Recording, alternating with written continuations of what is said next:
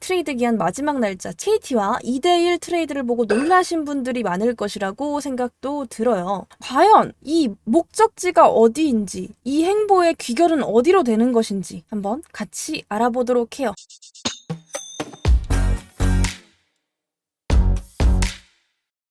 안녕하세요. 서울이 난 롯데의 딸 꽃겨울입니다. 구독과 좋아요, 알림 설정 부탁드리면서 곧 신인 드래프트가 시작이 될 겁니다. 그리고 얼마 전 7월 31일에 트레이드가 마감이 됐는데요. KT 위즈와 2대1 트레이드까지 진행을 하면서 꼭 전반기 한번 알아봐야 할 인물이 있어서 영상을 준비했습니다. 바로 성민규 단장님 트레이드 행보입니다. 과연 이 목적지가 어디인지, 이 행보의 귀결은 어디로 되는 것인지 한번 같이 알아보도록 해요. 오늘 영꾸님의 블로그를 사용하고 있고요. 영꾸님의 블로그는 상세 보기 더보기란에서 보실 수가 있습니다. 성민규 단장의 트레이드 행보의 목적지는 리그 잠깐 멈췄고 전반기 결산이 됐고 이제 후반기 드디어 시작을 했습니다. 롯데자이언츠 굉장히 좋은 출발했고 후반기가 기대가 되고 있는데요. 트레이드 움직임이 소극적일 것이라는 의견이 꽤나 많았는데 롯데자이언츠 성민규 단장은 오히려 이럴 때 과감한 트레이드를 단행하면서 팀 리모델링에 박차를 가하고 있는 것으로 보여요. 특히 트레이드 기한 마지막 날짜 KT와 2대1 트레이드를 보고 놀라신 분들이 많을 것이라고 생각도 들어요. 먼저 성민규 단장이 롯데자이언츠에 부임한 후에 있었던 트레이드에 대해서 날짜별로 정리를 해보자면 이렇습니다. 19년 11월 21일 지시환 김주현을 데리고 왔고요. 장시환 김현우 선수를 보냈습니다. 20년 4월 6일 수재현 선수가 들어왔고요. 전병우 선수 차재용 선수가 나가게 되었고요. 20년 12월 4일 최권 선수와 2차 3라 지명권 을 가져오고 신봉기 선수, 박시영 선수를 보냈습니다. 21년 7월 3일 강윤구 선수를 영입했고요. 2차 4라운드 지명권을 보내줬습니다. 2021년 7월 31일 마지막으로 이강준 선수를 팀에 영입했고요. 김준태 선수와 오윤석 선수를 보냈습니다. 총 5건의 트레이드를 통해서 8명의 선수가 롯데를 떠났고요. 6명의 선수가 새롭게 롯데자이언츠에 입단을 했습니다. 트레이드 자체의 빈도수를 생각을 해봐도 여타 구단들에 비해 잦은 트레이드를 실행을 했어요. 그로 인해 들어온 선수도 많고 나가게 된 선수도 많습니다. 특히 타팀으로 나가게 된 선수들이 들어온 선수보다 많은 것도 눈에 띄는 부분이에요. 특히 내보낸 선수들이 포수 2명, 투수 3명, 내야수 3명이었기에 리모델링으로의 비중이 크다고도 할 수 있어요. 또 지금껏 실행된 트레이드들을 살펴보면 1번 취약 부분 보완, 2번 중복 포지션 정리, 3번 유망주 수급 등 여러 가지 의미가 있는 것으로 보여요. 자, 1-1입니다. 약한 센터라인의 외부 보강. 먼저 눈여겨볼 점은 성민규 단장이 사실상 센터라인을 전부 교체했다는 점이죠. 부임 전에 롯데자이언츠 투수들은 WPA가 마이너스 12.89로 리그 최하위를 기록했지만 수비무관 평균 자책점 FIP는 리그 7위였던 점을 되짚어보면 투수들의 성적이 나쁘기도 하지만 수비의 도움까지 받지 못했다고 볼 수 있습니다. 그래서인지 성민규 단장은 강민호 선수가 FA로 떠난 후 고난의 길을 걷고 있던 롯데 포수진에 그와 가장 비슷한 성격을 가지고 있으며 장타의 잠재력을 보이던 지시환 선수를 영입해오는 트레이드를 하게 됐죠. 그리고 1구 시즌 롯데에서 가장 좋은 선발 WAR 1.20을 기록했지만 리그 상위 30권에도 들지 않았던 87년생 장시환 선수를 트레이드 카드로 내세우며 젊은 선발 유망주 선수들에게 1군 진입 동기부여를 만들어내고 서준원 선수와 이승원 선수에게 기회를 부여하는 등 리빌딩에서도 신경 쓰는 모습이었습니다. 실제 기록으로도 장시환 선수는 전성기를 보내야 할 나이가 넘어가면서 부상과 부진에 시달리고 WAR이 음수로 내려앉아 리빌딩을 선택한 것이 나쁘지 않았다고 보이고 있습니다. 제일 마음에 드는 우리 키스톤 콤비인데요. 센터라인 전반적 보강을 위해서 용병타자 유격수 마차도 마 선생님 영입하고 FA 선수로 우리 안 선생님 안치홍 선수 영입하여서 1구 시즌에 신봉기 아수아의 선수의 키스톤 콤비와 비교했을 때 완전히 달라지고 업그레이드된 모습의 내야를 구축하게 됐습니다.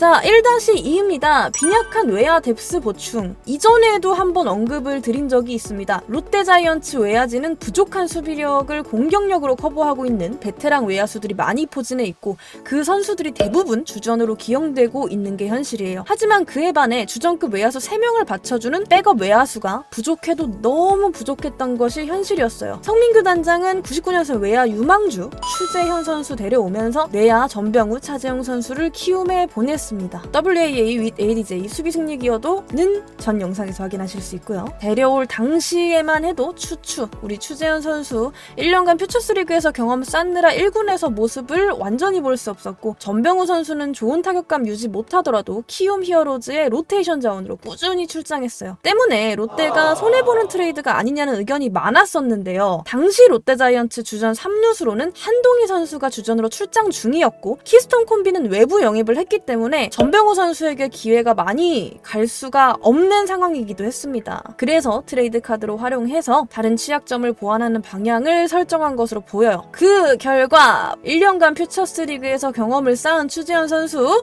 2일 시즌 1군 엔트리에 연착륙하며 신인왕까지 경쟁할 수 있는 선수가 되었습니다. 수비 승리 기여도에서 정말 높은 기록을 보이고 있는데요. 수비적인 측면에서도 롯데 외야수 중에 수비 기여도 가장 좋은 모습 보이고 있습니다. 중견수, 좌익수, 우익수 가리지 않고요. 손아섭, 전준우 선수 체력 관리도 용이하게 해주기도 하고 있었습니다.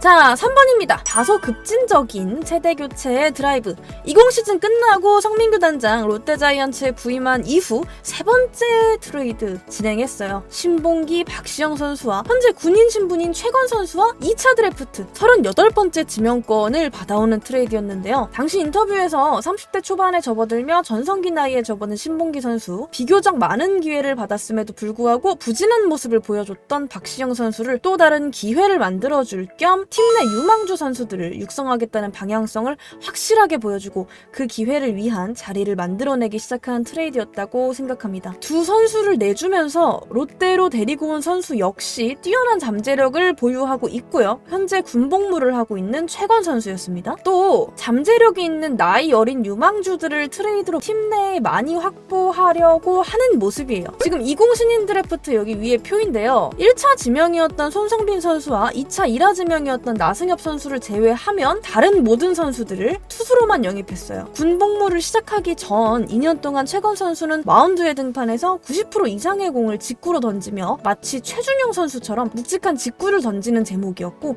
군 문제도 해결 중이니까 후가 더 기대되기도 합니다. 지난 7월 31일 트레이드 마지막 날에 이뤄졌던 2대1 트레이드 역시 같은 맥락의 트레이드라는 생각이에요. 다음 시즌 30대에 접어드는 오윤석 선수와 부상의 여파도 있고 안중열 선수 제대로 경쟁에서 밀리는 듯한 모습을 보였던 김준태 선수를 KT 위주로 보내고 150km가 넘는 속구를 던지는 사이드암 이강준 선수를 영입했습니다. 중복 포지션의 교통정리 및 유망주 수급이라는 의미로 최건 선수의 트레이드와 같은 의미를 지닌다고 생각할 수 있어요. 또 비교적 단조로운 롯데 불펜진의 다양성을 부여할 자원이기에 의미가 더 생긴다고 볼 수 있습니다. 반면 선발에서 불펜으로 전환한 김진욱 선수 제외하면 당장 1군에서 기용할 만한 좌완 불펜 투수가 부족한 게 현실입니다. 그래서 강윤구 선수 영입해서 팀 내에 좋은 좌완 유망주들에게 성장을 위한 시간을 벌어주고 당장 취약 포지션인 좌완 불펜의 문제를 해결하기 위한 무브도 있었다는 점이 눈에 띄기도 합니다.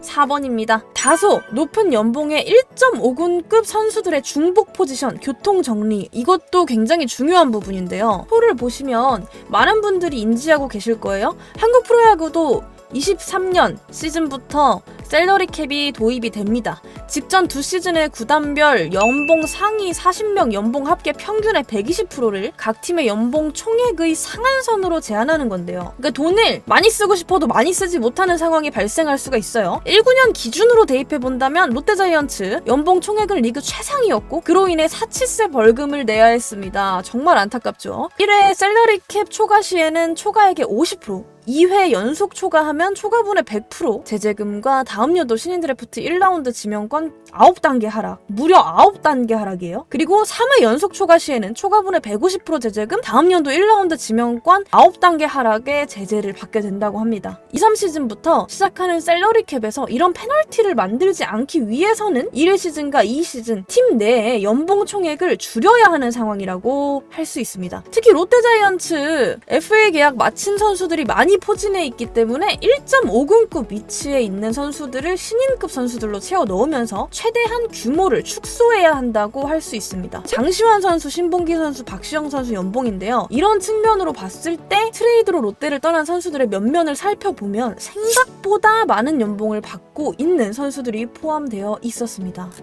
5번째, 결국 신인 드래프트가 핵심이 될 것입니다. 이렇게 다소 공격적인 선수단 개편 전략의 핵심이 될 것은 아무래도 조만간 실행될 이 시즌 2차 신인 드래프트라고 생각합니다. 현재 퓨처스 리그에서도 저연차 투수들이 많은 출전 기회를 가지면서 성장을 위해 노력하고 있고요. 1군 투수들도 예전에 비하면 많이 젊어진 것도 사실이죠. 야수진에서도 서서히 세대 교체 바람이 불어오고 있는 와중에 더욱 속도를 올려줄 좋은 선수들이 수급되어서 미래를 위한 자양분이 되어줘야 할 거예요. 지난 2차 신인 드래프트에서는 많은 투수를 영입하고 트레이드로도 좋은 투수들 영입했으니까 이번 신인 드래프트에서는 잠재력 있는 야수 자원을 많이 확보하는 것이 필요하지 않을까 생각됩니다. 다행히도 올해 드래프트에 나오는 선수들 중 뛰어난 야수 자원이 많다는 평이 있기 때문에 더욱더 기대를 해볼만 하고요. 이 시즌 후반기 롯데자이언츠가 반등을 할 수 있을지 확인하는 것 이외에도 다가오는 2차 신인 드래프트에서 성단장과 스카우트팀에서 좋은 전략을 꾸려가지고 잠재력 있는 신인 선수들을 어떻게 영입하는지 지켜보는 것도 흥미로운 관점이 되지 않을까 싶습니다. 자, 이렇게 성민규 단장 취임 후 진행되어 왔던 트레이드를 알아봤는데요. 결국에 이 모든 종착지는 신인 드래프트에 있다고 생각을 해요. 그리고 최종 목적지, 성민규 단장님의 최종 목적지는 젊은 영한 팀을 만드는 리빌딩에도 목적이 있다고 보입니다. 그래서 더욱더 다가오는 드래프트가 기대되는 게 사실이고요. 롯데의 현재 2일 시즌 아직 끝나지 않았고 어떻게 될지 모릅니다. 하지만 이번 시즌뿐만 아니라 앞으로 2시즌, 3시즌, 그리고 4시즌 등등등 앞으로 롯데 자이언츠가 더욱더 발전해 나갈 수 있고 더욱 젊은 유망주들이 힘내줄 수 있는 그리고 세대를 아우를 수 있는 팀이 되기 위해서 팀의 방향성을 꾸리고 있다라고 생각이 들어요. 그런 의미로 2차 드래프트 한번 또 기대를 해보고요. 저는 여러분의 댓글을 모두 읽고 있습니다. 많은 댓글 꼭 부탁드리고요. 여러분의 댓글이 제 영상 아이디어가 될 수도 있으니까요. 언제나 많은 댓글 꼭 부탁드리고요. 아프리카에서 야구 같이 보기 방송을 진행하고 있으니 롯데 야구가 함께 보시고 싶으신 분들은 아프리카에서 꽃겨울을 검색하시면 찾아오실 수 있겠습니다. 지금까지 서울이 난 롯데의 딸 꽃겨울이었고요. 우리 다음에 또 봐요. 안녕.